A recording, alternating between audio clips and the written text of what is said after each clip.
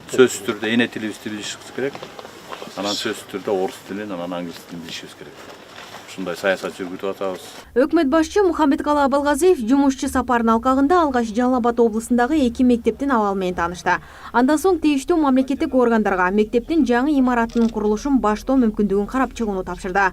Муну менен катар өкмөт башчы Базар Коргон районунун Жайтерек айылында Монокбаев атындагы номер 29-мектепке барды.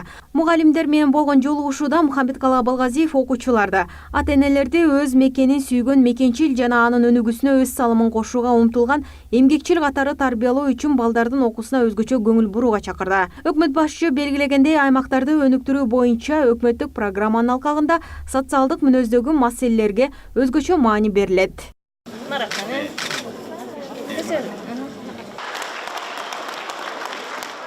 Жумушчу сапарынын алкагында Жалал Абад облусунун Базар Коргон районуна караштуу Көк Алма айылында жаңы спорт залдын ачылыш салтанатына да катышты. Жергиликтүү жашоочуларды бул кубанычтуу окуя менен куттуктап, өкмөт башчы президент тарабынан 2018-жыл аймактарды өнүктүрүү жылы катары жарыялангандыгын эске салып өттү. Стратегиянын эң түпкү мааниси айыл жерин көтөрүү, айыл жеринин маселесин чечүү.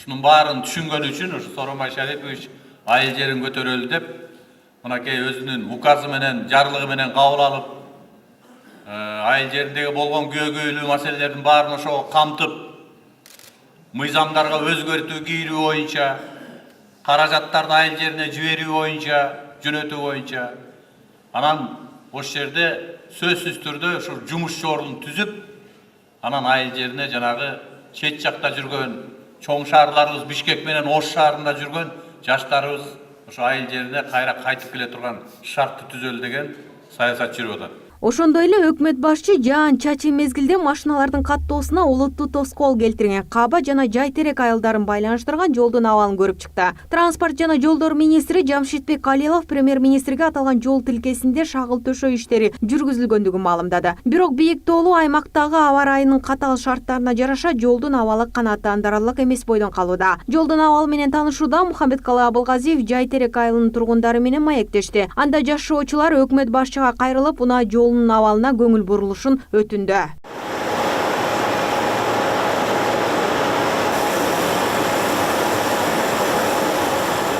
Жалал Абадтан кийин премьер-министр Мухамбеткалы Абылгазиев Баткен облусунун Кадамжай районундагы Айдаркен сымап комбинатына барды. Айта кетсек, Айдаркен сымап акционердик коомунун кошумча шахтасында 2009-жылы болгон 1-категориядагы авариянын кесепетинен кошумча жана батыш шахталарында төмөн жайгашкан негизги кен горизонтторун суу каптаган. Бирок инвестор Северстал ишканасынын келиши менен кырсыктын кесепетин жоюу иштери башталган. Учурда жер алдындагы шахта сууларынын деңгээли 1572 метрге чейин төмөндөп, бул батыш шахтасындагы 2 горизонтту кургатууну шарттаган жана 2018-жылдын мартында комплекстүү кен казуу башталган. Андыктан өкмөт минералдык сырьеолук базанын учурдагы абалын, ошондой эле чыгарылган продукцияга дүйнөлүк рыноктогу суроо талапты эске алып, Кадамжай сурма комбинатын өнүктүрүүгө ар тараптуу колдоо көрсөтөт.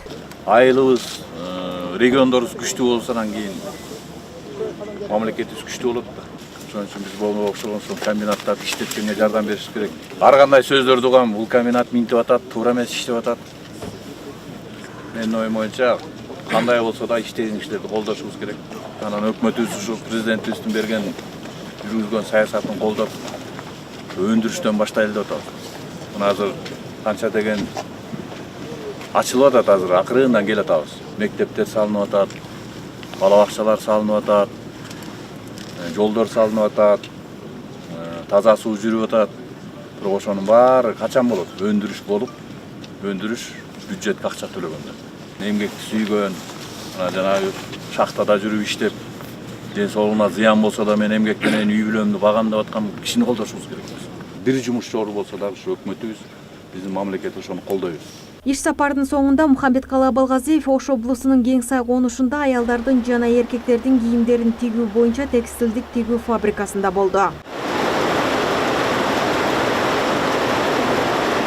Аталган завод келечекте 7000 адамды жумуш менен камсыздап, долбоорго ылайык негизги иштөө мөөнөтү катары тигүү фабрикасы, агрардык тармак, пахта тазалоо жана кайра иштетүү, жип жана кездеме өндүрүү ишканасы болот деп пландалууда. Кыргыз Орус өнүктүрүү фонду тарабынан бул долбоорду ишке ашырууда текстилдик жабдууларды сатып алууну каржылоо боюнча колдоо көрсөтүлөт. Сүйүн Айтагаева, Нурдан Карымбеков, Пирамида.